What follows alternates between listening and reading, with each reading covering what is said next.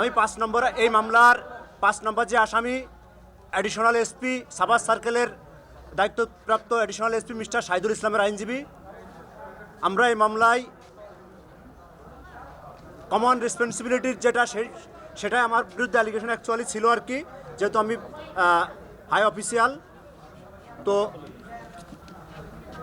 আমরা ঘটনাস্থলে ছিলাম না এবং আমাদের বিরুদ্ধে কোনো সাক্ষী কনক্লুডলি আমার ঘটনাস্থলে থাকা বা আয়ো সাহেব কোনো দালিলিক প্রমাণ বা আমি কাউকে নির্দেশ দিয়েছি বা কারো কাছ থেকে নির্দেশ নিয়েছি এই ধরনের কার্যক্রম করার জন্য এরকম কোনো কিছু প্রমাণ করতে পারে নাই।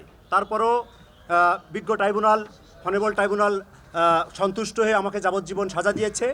আমি এই সাজায় সংক্ষুব্ধ। আমি উচ্চ আদালতে অ্যাপিলেট ডিভিশনে সুপ্রিম কোর্টে অ্যাপিলেট ডিভিশনে আপিল করব। এই জাজমেন্টটা আমরা ন্যায় বিচার পাইনি।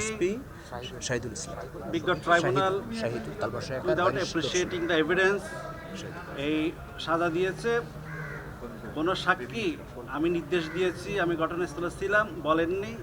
যারা বলেছেন তারা সব হিয়ারছে এবং যার কাছ থেকে শুনেছেন ওদের নামও বলতে পারেননি।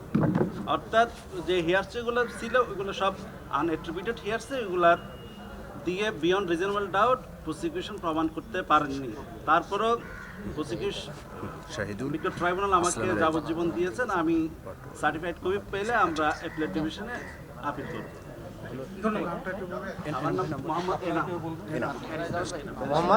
এনাম। ব্যারিস্টার মোহাম্মদ এনাম। আব্দুল্লাহিল কাফি।